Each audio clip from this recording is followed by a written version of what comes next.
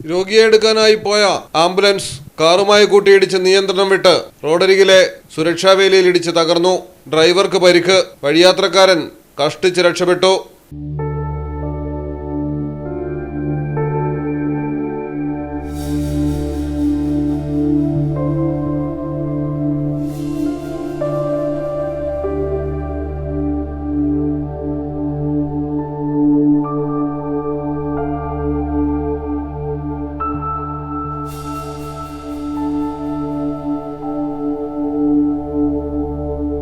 പാലക്കാട് ചെർപ്പുളശ്ശേരിയിലാണ് അപകടം. പട്ടാമ്പി ഭാഗത്ത് നിന്ന് ഒരേ ദിശയിലെത്തിയ ആംബുലൻസും കാറുമാണ് അപകടമായത്.